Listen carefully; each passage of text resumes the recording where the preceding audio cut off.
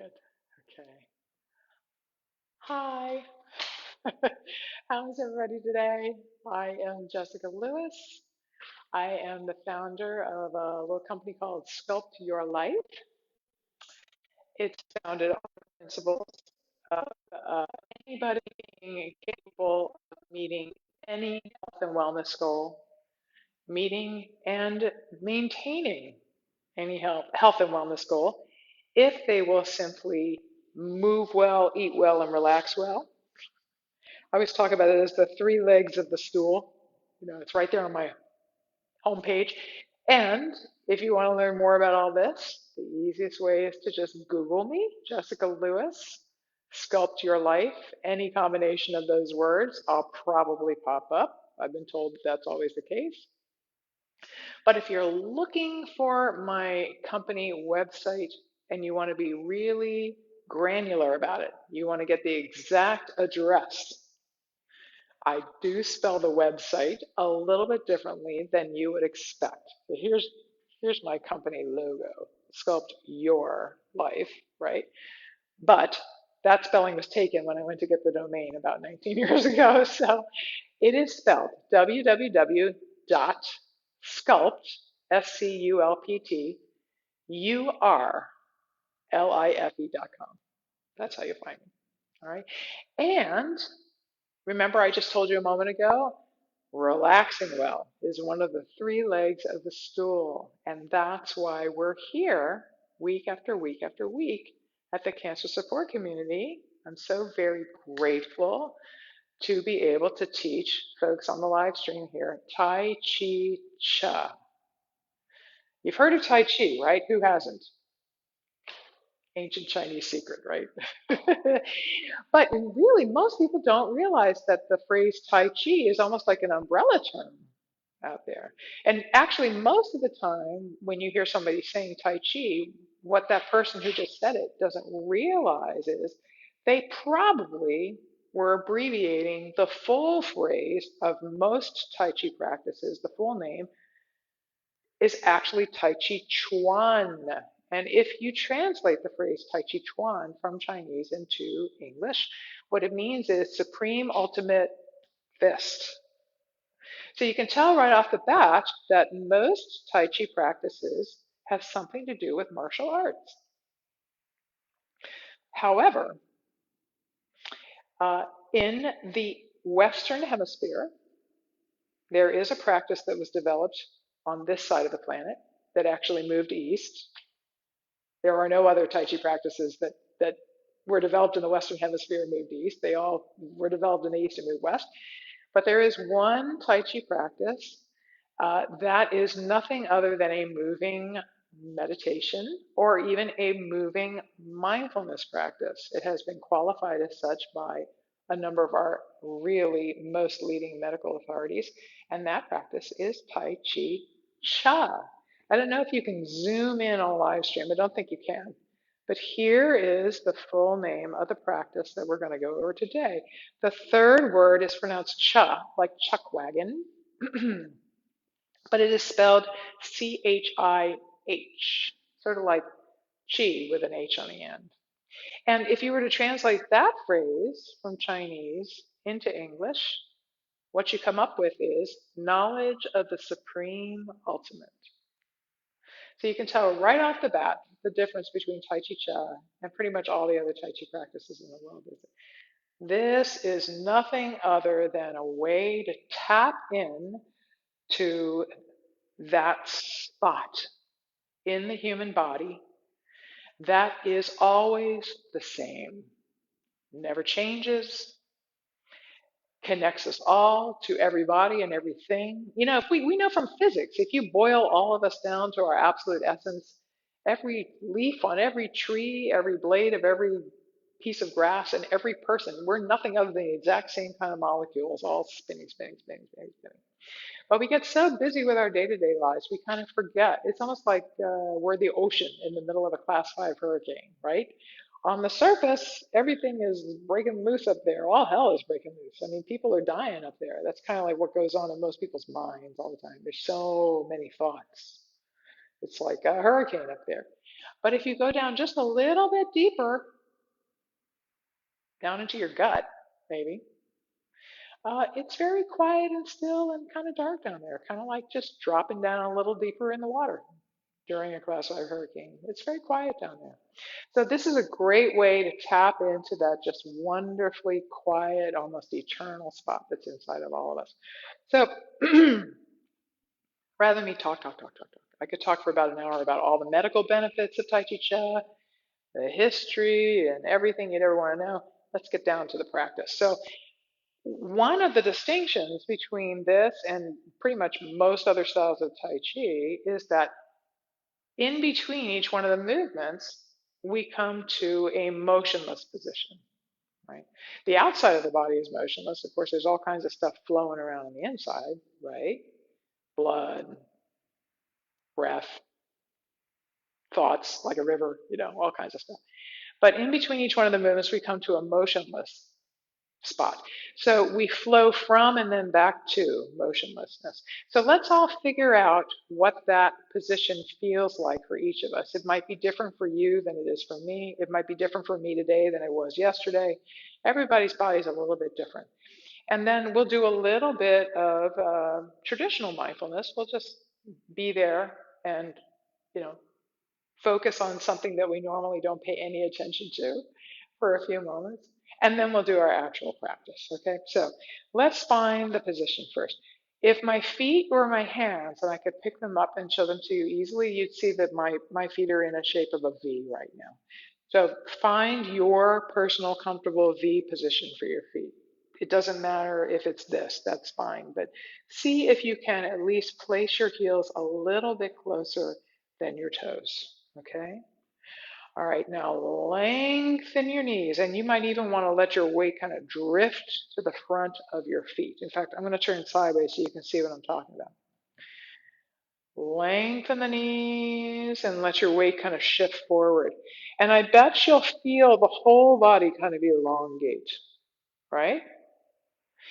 Now I want you to just kind of let the knees soften and let the tailbone tuck under. And when that happens, do you also notice that your weight suddenly spreads out across the soles of both your feet? Right? So let's just sort of go back and forth between those two positions. And we can even add in a little breath if you like, okay? So let's inhale, lengthen the knees and drift forward. And let's exhale, soften the knees and shift down and spread out. Let's do it again.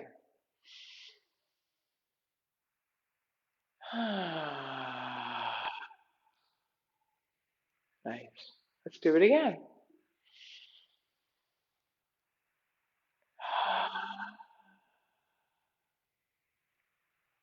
Now there's two more components to the rest position, the hands, right? So let's figure out where the hands are going to rest when the lower half of you is resting, okay? So when we drift forward, we're going to let the wrists kind of be drawn up, almost like there's a puppeteer up there and there's a string attached to your wrist and he just sort of tugs them gently. And then when we sink down, we're going to let the hands float down to a natural resting position, okay? So here we go. And let them float down as you sink down and come to rest. Let's do it again.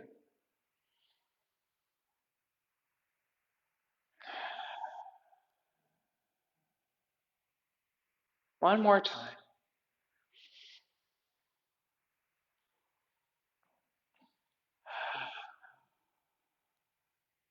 Nice.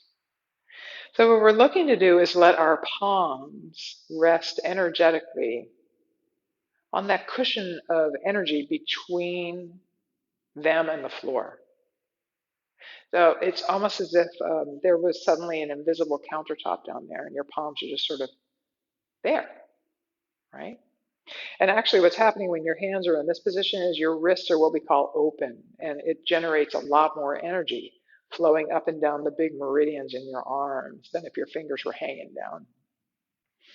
So let's all just feel our bodies in this position. Theoretically, it should be a position you can just be in all day long without any work. Feel your weight spreading out across the soles of both your feet. Feel the softness in your knees and maybe the softness in your elbows. Notice your palms kind of resting energetically on that invisible countertop. Hopefully notice the openness of your chest cavity and your lungs. Right? I always think of the head as sort of like a balloon. Let it just sort of be hovering there rather than floating up into the stratosphere. And let the spine just sort of hang down from the head like a string from the balloon.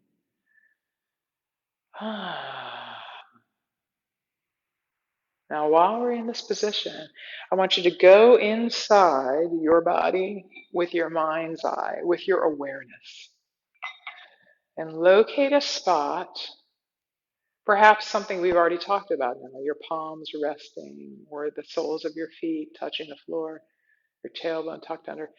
Notice a spot that you normally don't pay any attention to at all.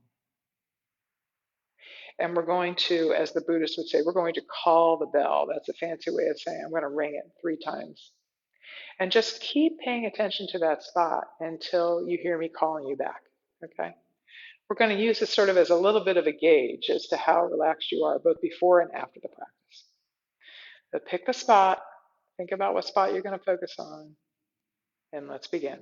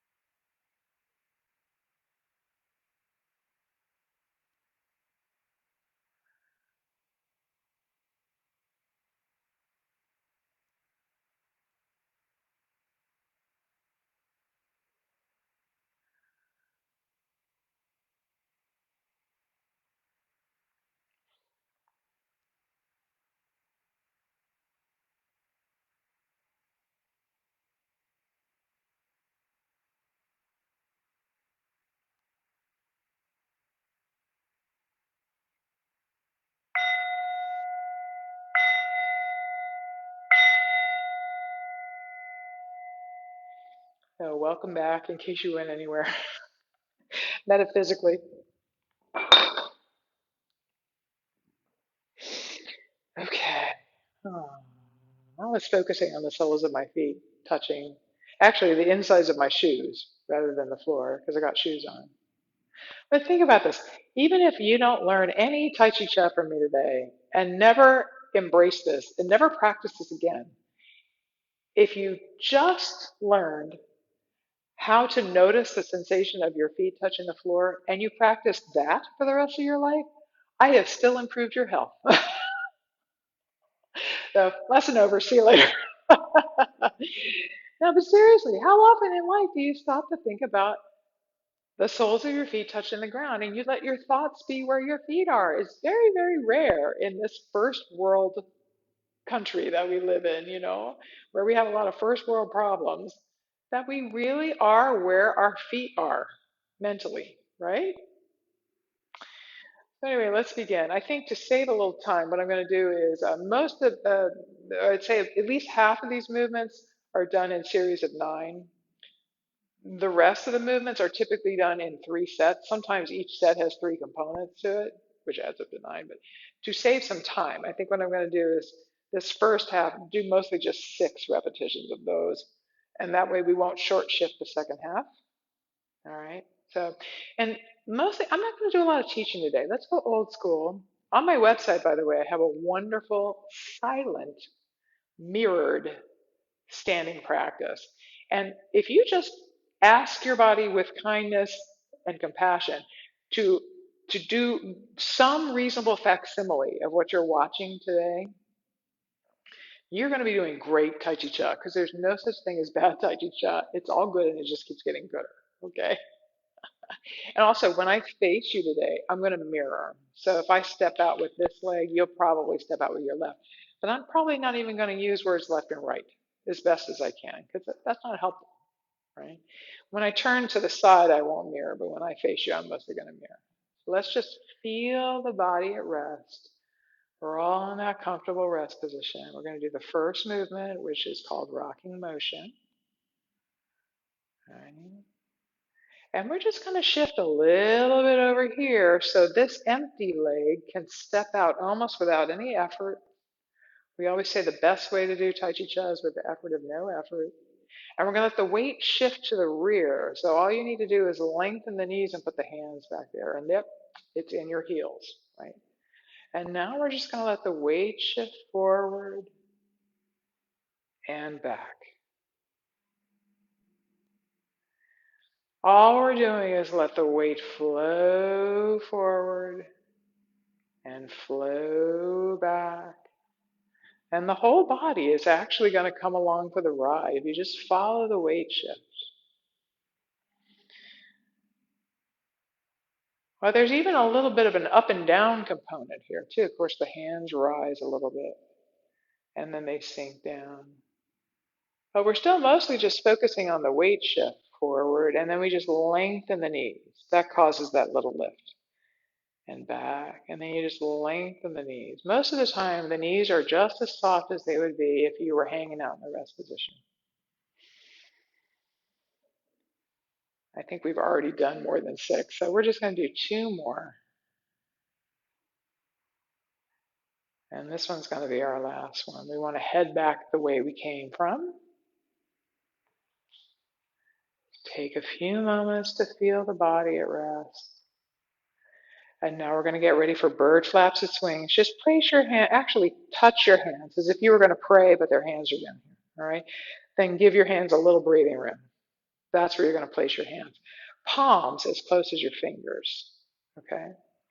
Now we're simply going to both sink down and let the weight shift to the balls of the feet. And when that happens, the knees move out to the side and the hands kind of get blown out to the side along with it. We're going to do that again. And this time, when the hands move out, they're going to just trace a little circle in the air, just with pretty much the first 2 fingers of the hand. I'm going to show this to you from the side, too. This is one of those movements that has 3 sets of 3. Just notice where the little tips of your wings land there. Because that's where you're going to begin and end the single circle that you trace in the air. You see it? Good. Okay, let's do one more set.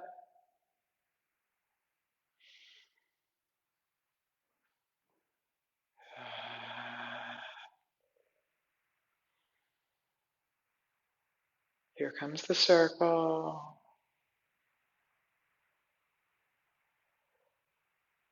And then just flow back to rest. Feel the body resting. Feel your feet touching the ground. We're going to do a whole bunch of movements that are exactly the same from here down. It's just the hand gestures change. So let's go over how to get to the position to do those movements, okay? So we're all going to sink down a little lower. You might feel your tailbone tucking under a little more. And then we're all going to shift every drip of your weight into this leg, okay? When that has happened, you can do almost anything you want with this leg without using any muscles. So all you're going to do is lengthen the knee. And the heel will just land where it wants to land. Okay? And now it's as if we have a big old round platter out in front of the body suddenly about the height of your heart. And the hands are going to get to the rear of the platter. I like to think it's as if there's a little ball of energy, maybe about the size of that shower scrubby, under each hand, and the balls are on the platter. So as we flow forward into that front leg, the hands are going to circle out over that leg. As we flow back, they circle back over the rear leg. Good. Nice.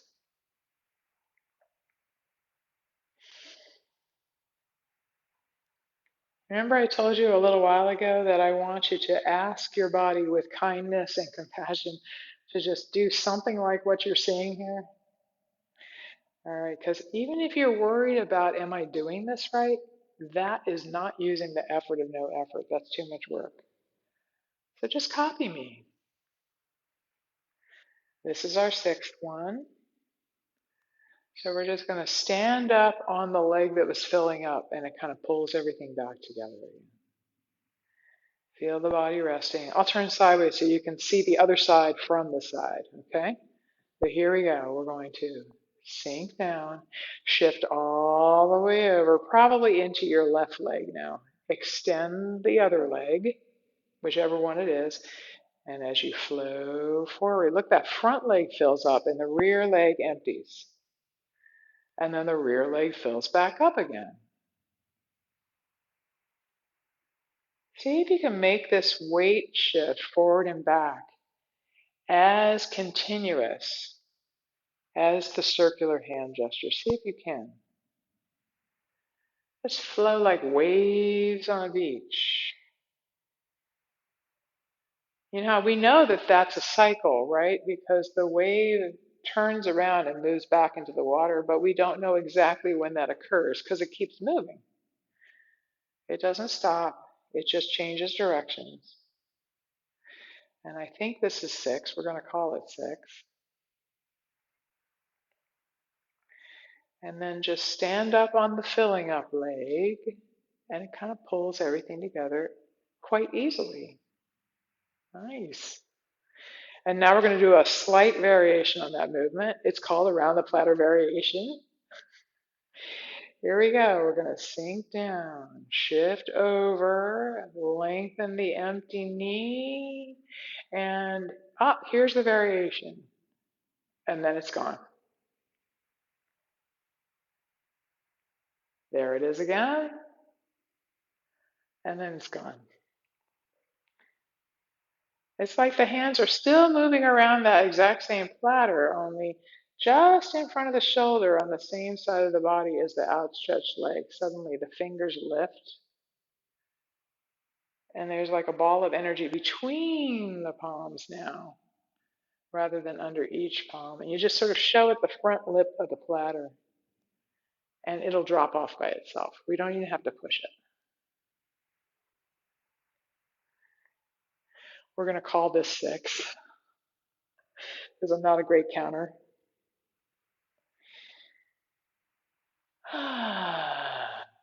Flowing back to rest. I'm going to show you the other side from the side. Here we go. Down and over into the other leg now. Extend your empty leg. And here's the variation, and it's gone.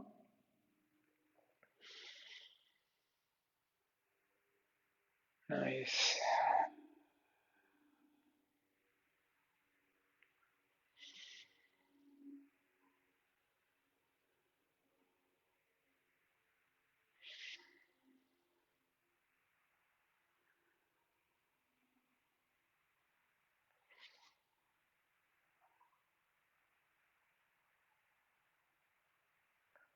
Here's one more.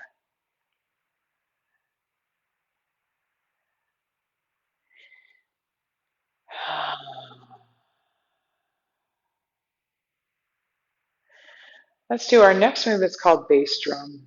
And it starts the same. Here we go. Down and over. Extending the leg. The hands are going to come up to about chest height, palms facing each other, about shoulder width apart. And as you flow forward, the fingers are going to trail around the outside edge of a big old high school marching band bass drum, right? Nice.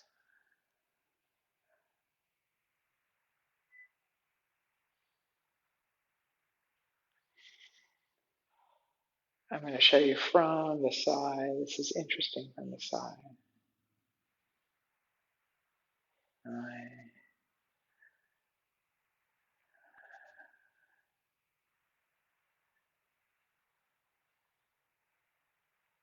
And this is 6. Then we're going to flow back to rest. And we're going to do the other side.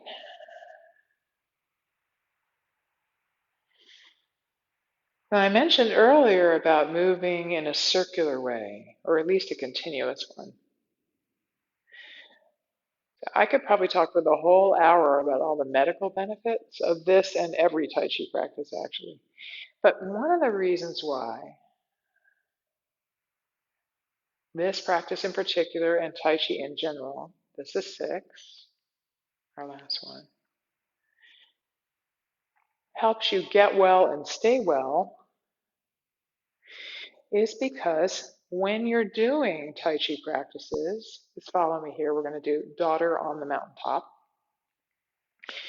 You enable the body to move in all of the ways that the universe seems to work and function best, right? There are certain governing principles of the universe, right? If we think about them, if we think about physics and fluid dynamics, we can figure them out. But look at the way the body is moving here. Softly, smoothly, continuously. You could say circularly, right? We're going to do one more. Nice. And I'm going to show you this next side of this movement from the side. There's also something that's going on in the body when you're doing Tai Chi Cha that most people don't think about as a governing principle of the universe, but it really is. The theory of expansion and contraction, right? Everything in the universe is constantly in flux between expansion and contraction. That is how the Big Bang happened, right? So look at all the body parts that are expanding here and then contracting. Let's do one more.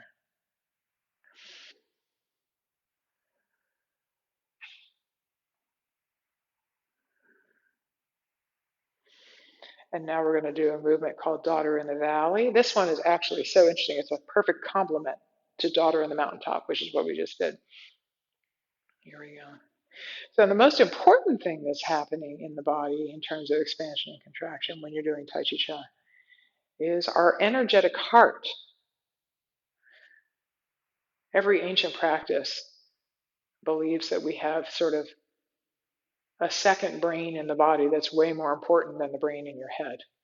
The Chinese call it the Dantian, and it happens to reside about halfway between your front and your back, and about halfway between your belly button and your pelvic floor. Let's do one more, which is actually the gravitational center of your body. And what's really going on when you're doing Tai Chi Cha is it's expanding and contracting, and the whole rest of the body is following along for the ride. All right. So we're flowing from the center as well when we're doing Tai Chi Cha. And remember, we talked about how, the ocean in the middle of a class 5 hurricane. If you just drop down a little bit beneath the surface, you come to that beautiful, dark, still, quiet, eternal place that does not change. That's what we're doing when we're doing Tai Chi Cha. We're flowing from that spot. Okay, so here we go. Daughter in the valley on the other side. Watch my center. It expands and then it contracts. You can tell if you really can't see my belly expanding and then contracting, you can see my tailbone kind of moving backwards and then tucking under, right?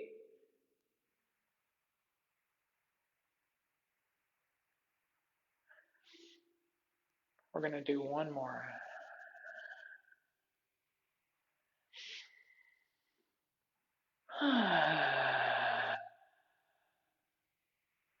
Nice. And in the interest of staying in one line of thought, I'm going to skip over this one side to side movement and come back to it. So I'll do all the forward backward movements at once. All right, here we go. So this is called push pull. Nice. So what's happening in all the Tai Chi Chuan movements is the Dantian is actually expanding and contracting, and the whole rest of the body is kind of coming along for the ride. Even in the side to side movements, although they do look quite different from the forward backward movements. But if you're pretty body conscious, I'm going to do one more here, you will feel your Dantian, or at least the core of you, expanding and contracting as you move through the movement pattern. Okay, let's do the other side. This is called push pull again.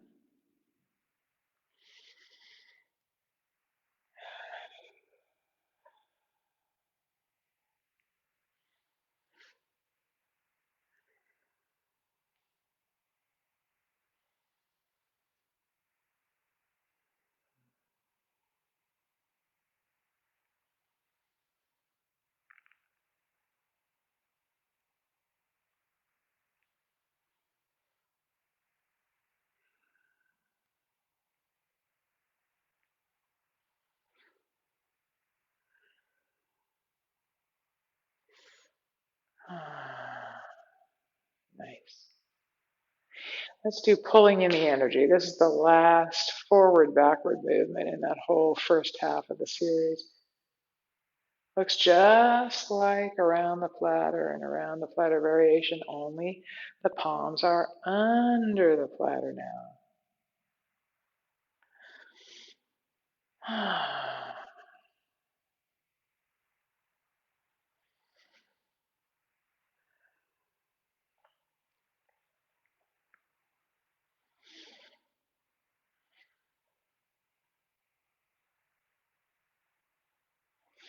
Let's do one more.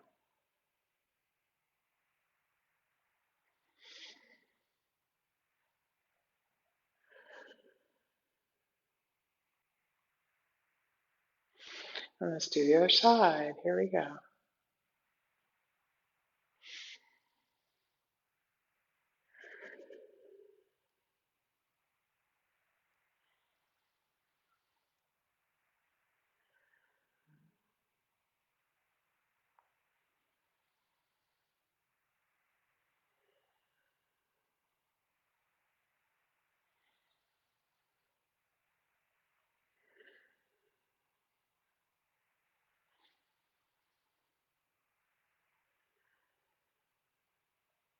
Let's do one more.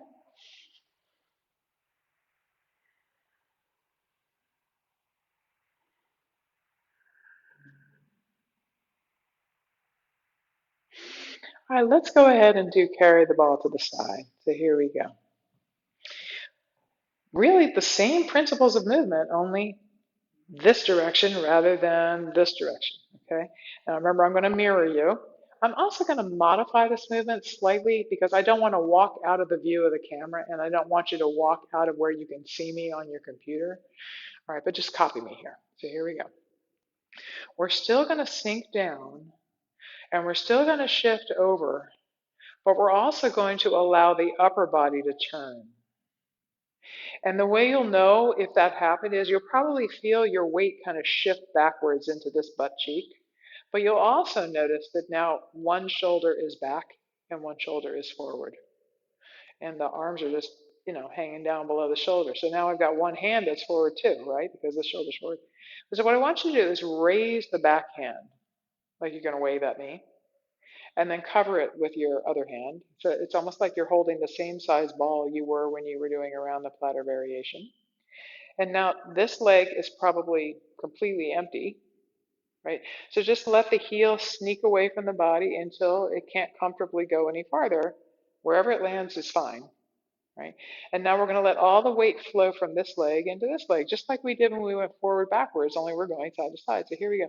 The hands are going to come along for the ride. Nice.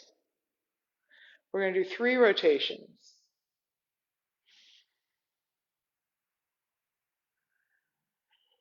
And on the third one, just stand up on the leg that was already filling up, and it will pull the whole body together, right? And now we're going to go back the other way. That's the modification that we're doing today. So sink and shift and turn and then flow. Nice.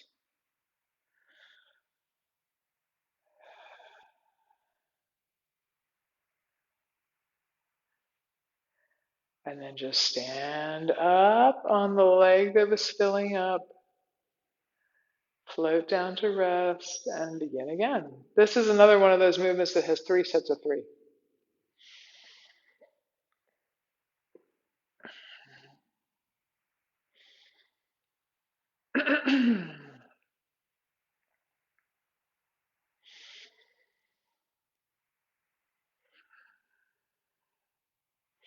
But you can tell that even though I'm moving in the side to side plane, I'm still using all the exact same principles of movement. There's still softness, slowness, continuousness, circularity. Look at the circle I'm drawing with my hands.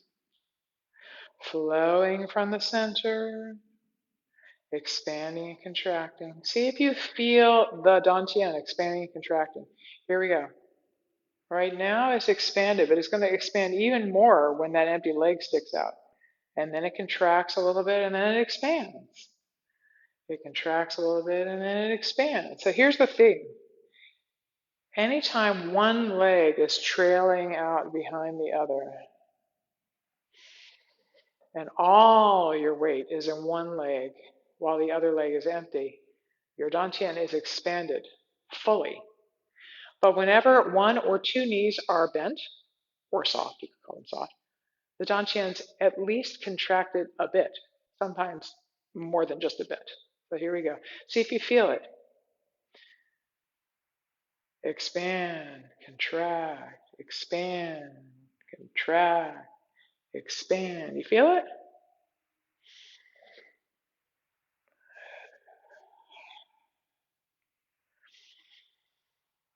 Nice.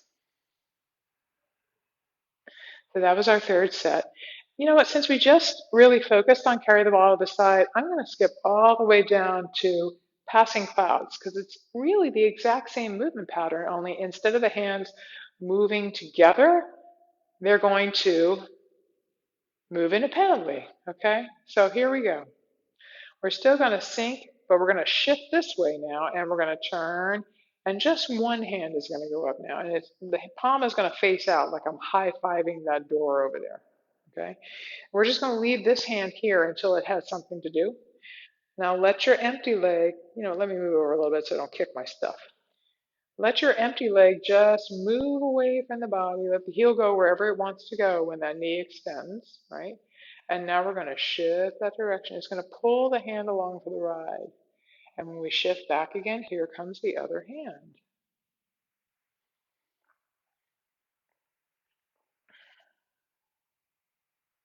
We're going to do 6 whole sets of this.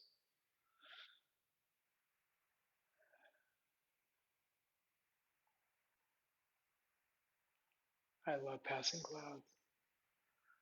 It's probably the most well-loved and well-recognized Tai Chi Chuan movement of all. Here comes our 6th set. We're going to end by moving back the way we came. Now, we're going to do a whole bunch of side-to-side movements now, and some of them are quite continuous, just like passing clouds was. By the way, if your hands at any point get confused, you have several choices. You can just tell yourself that you don't care and just enjoy the ride, right? Or you can go back to one hand, right? So don't worry about it. Remember, there's no such thing as bad Tai Chi Chuan. It's all good, and it just keeps getting gooder the more you practice. And by the way, here's the ancient Chinese secret. We get really good at what we practice most. So if you want to improve your health, and if you want to go about that process by doing Tai Chi Chuan, by the way, you will improve your health if you do it on a very regular basis. You just got to practice it. Another ancient Chinese secret. You can't appease the appetite by reading the menu. All right, so let's do pulling taffy. I'm going to try to break it down the way I did with carry the ball to the side and passing clouds. Let's do one hand first. So here we go. We're going to sink and we're going to shift And we're going to turn the upper body. And now I want you to pay attention to which shoulder is out in front now. So whichever shoulder that is, for me, since I'm mirroring you, it would be the same shoulder as your left side probably.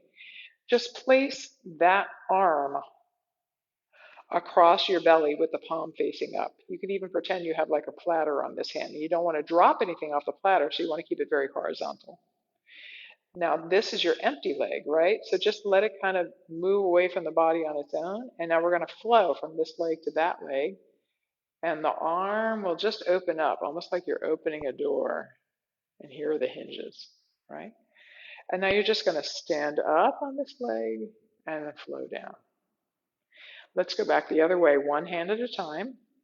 Sink, shift, and turn. Yeah. I'm going to do one more set one-handed, because I always say that if you can clearly establish which hand goes on the bottom, palm up, in all of the Taffy movements, then the other hand has no other choice but to go on top, and you never need to worry about getting your hands confused.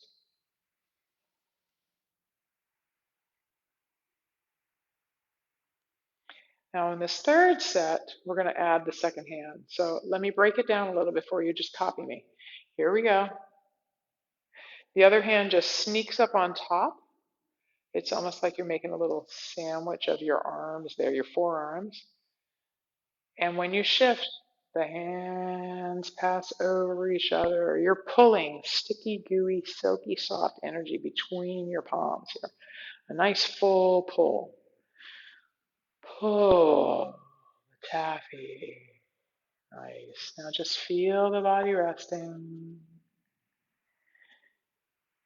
Never fear, you get to practice that movement a lot more now. We're going to do the first variation of pulling Taffy. This one's called anchor Taffy. So we're going to start the same way, only the empty leg is going to go forward first. And since your belly is turned, so is that forward toe. So we're going to pull forward and then come back. And now we got to pull just like we normally do to the side. So here we go.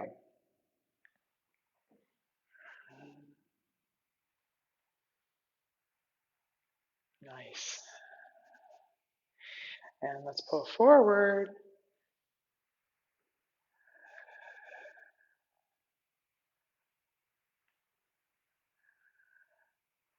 And to the side.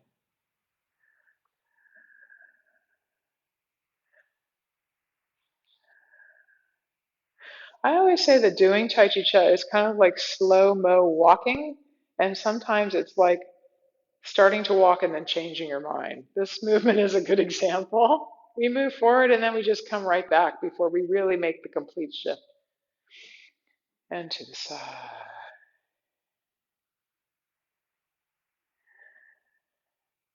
And forward. We do come to full rest in between each movement, though. That's really important.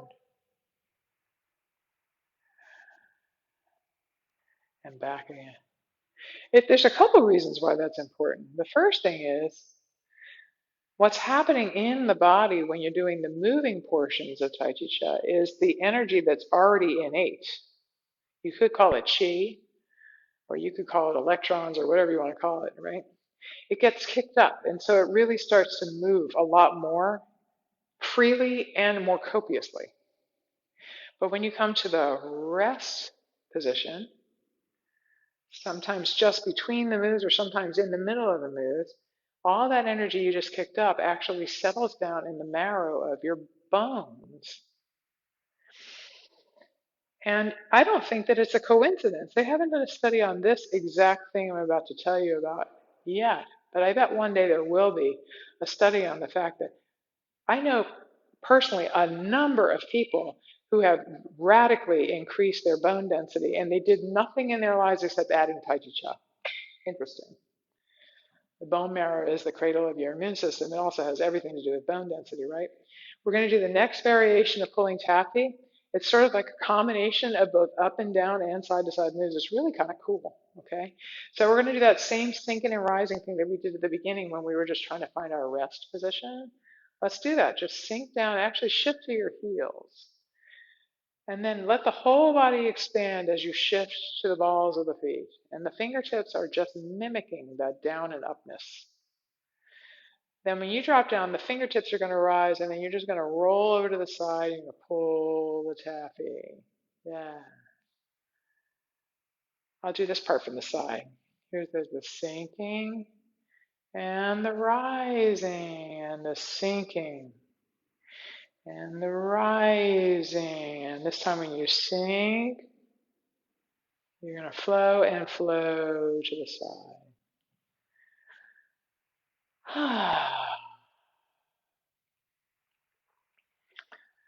So what I love about coming to rest in between the movements is that for many people who try to learn Tai Chi Chuan practices, they really get frustrated.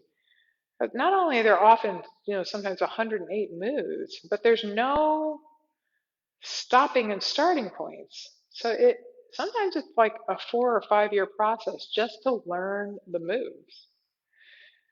But because we have this period of rest in between each one of the movements, there's no rule in the rule book that says you have to do the Tai Chi Chuan movements in order. There's actually no rule that says you have to do them all. The only rule is if you want to improve your health, you got to do some Tai Chi Chuan every day, at least 15 minutes. 30 would be better. But the research, which is profound, by the way, shows that even just 15 minutes of practice a day can make a really big difference in your health, almost all aspects of your health. You should check my website if you're curious about this. There's a lot of really good research on there. Let's do the next variation of pulling taffy. Many people just call it perpetual motion taffy. I'm going to do a couple of repetitions with just one hand so you can get the hang of it. It's kind of like when we were kids and we were bored, we used to do this. Did you ever do that? I did. I still kind of do it when I'm bored. All right, so this is what we're going to do. We just let the hands hang. You'll know which arm goes across the belly because that shoulder is the one that's going to move forward. Okay, so let's do that. Here we go. We're going to sink down and shift and turn. And this is one of those continuous side to side moves, kind of like passing clouds. Only this time we're going to flow so far into the filling up leg that the trailing leg is going to empty so completely that the heel is going to actually hover off the ground for a moment. Let's do one more set, one-handed. And now we're going to add the second arm. If your arms get confused, you can either go back to one-handed or you can just enjoy the ride.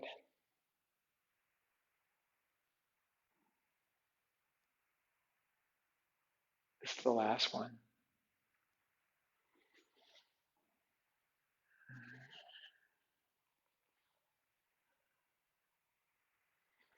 Nice. Let's do working the pulley.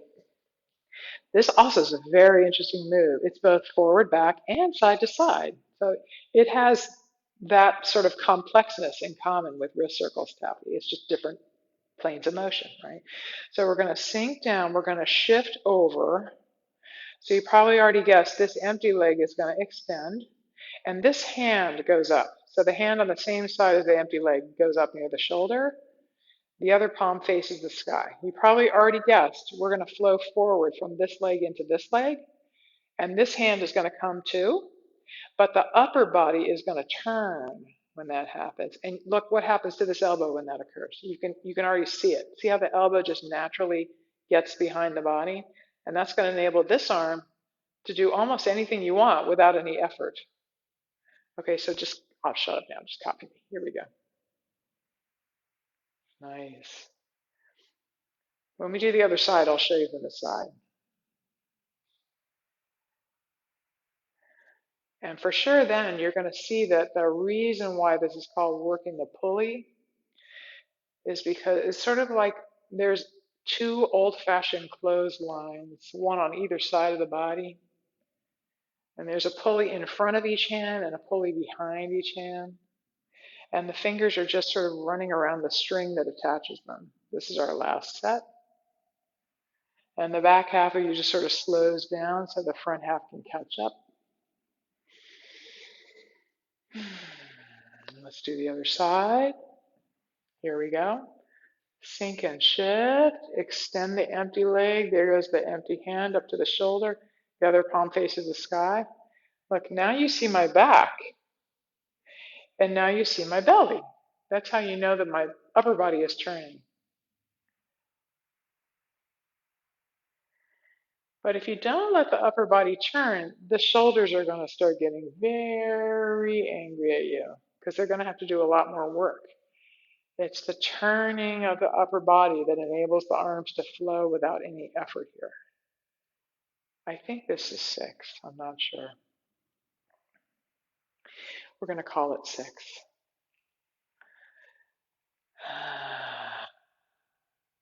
Nice. Now we're going to do something called light at the top of the head, light at the temple. It's kind of an interesting, very dual move. There's 2 parts to it. It's very simple too. All right. So here we go. We're going to sink down, scoop up some chi, and bring it all the way up to the top of the head. If this hurts your shoulders, by the way, you can easily put your hands here. Oh, look, it's the same position your hands were in when you were doing bird flaps and swings, only they're up here. Right? So here comes that sinking and rising thing again.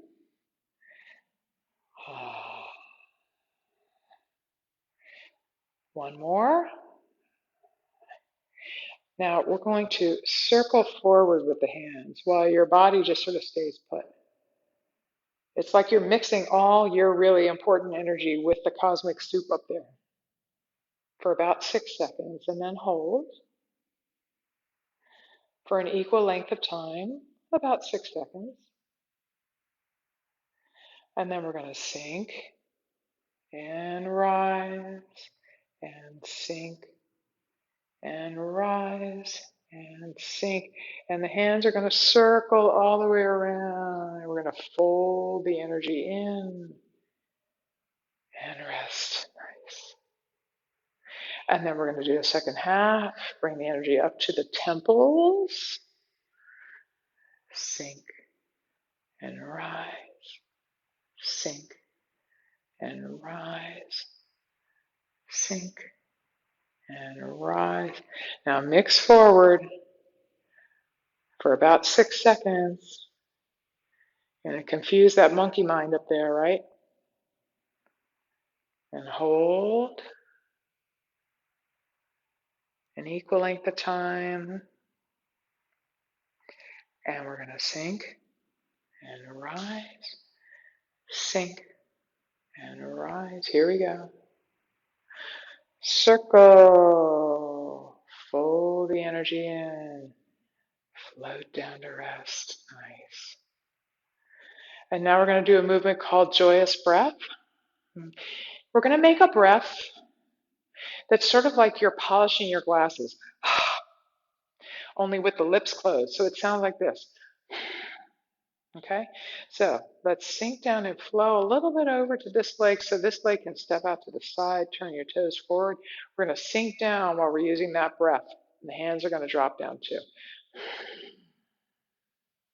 And then as we rise and expand, the hands are going to come up to the shoulders. They're going to turn over, and you're going to use that same special breath as you press down in 4 chunks.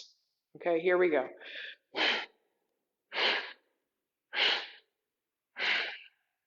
It's like you're pressing down on something soft but with force, like you're shoving a pillow into a box that's a little too small for it.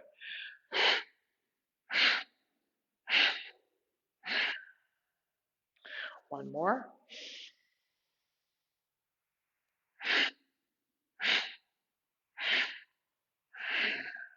And flow back to rest.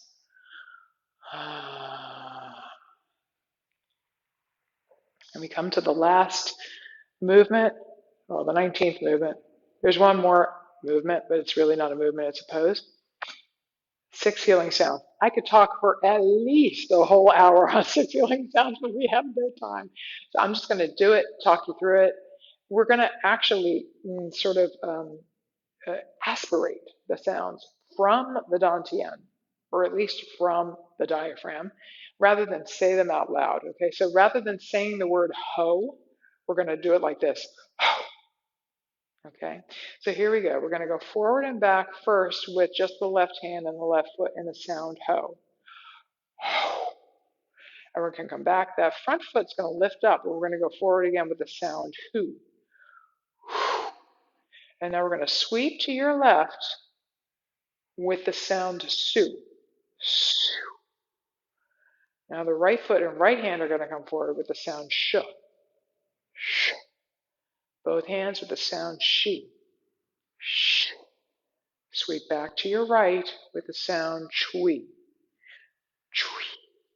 The coolest thing about this series is it actually combines every single one of the movements together. Isn't that cool?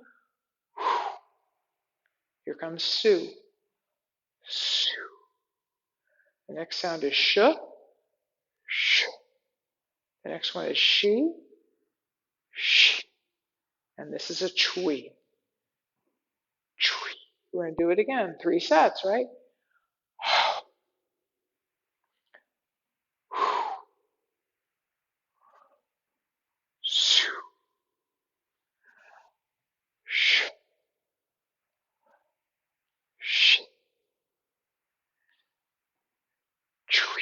And here comes some continuous chui. We're just sweeping side to side. Just like perpetual motion tapping. And we're going to flow back to the soles of the feet. Feel the body resting. The last movement isn't a movement, it's a pose, cosmic consciousness pose. I never mirror it because we only do it on one side and it feels weird if we mirror it. So you might even want to place your heels a little closer together than they normally are. It just makes it easier if this is unfamiliar to you. And without shifting your weight, if possible, see if you can do this. You're just going to lift your left heel and rotate it a little bit and drop it down very lightly on your right ankle. So I'm still completely in the right foot and just the ball of my left now. And then the arms are going to rise to about shoulder height. The fingertips overlap. Since the left knee is sticking out, it's the left hand that's closer to the body than the right. We're just going to hang out here for a moment. There's really no big agenda here. This is probably based quite loosely on the Japanese gardening principle. Everything in a Japanese garden has 3 points because earth is beneath us, heaven is above us, and man is in the middle. So just feel your feet touching the ground. See if you can feel the energy all around us that actually connects all of us to each other. And just be in the middle for a moment or two. And then we're going to flow back to rest.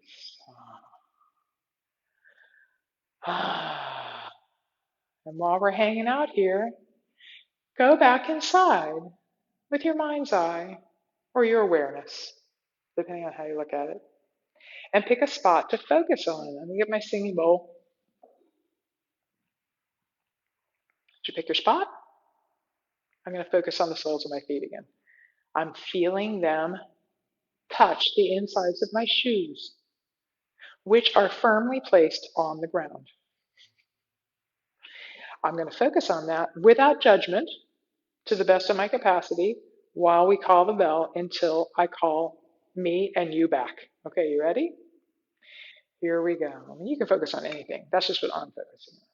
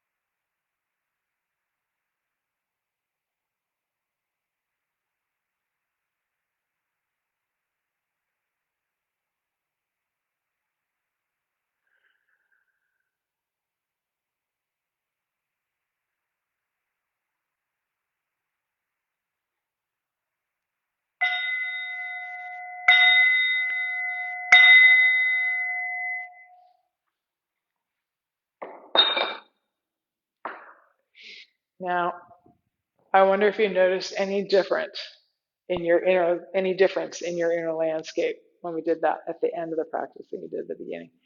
I noticed that I felt more calm and peaceful than I did before we started. And you know what? I'm a human being. I've got just as much of a monkey mind as everybody else.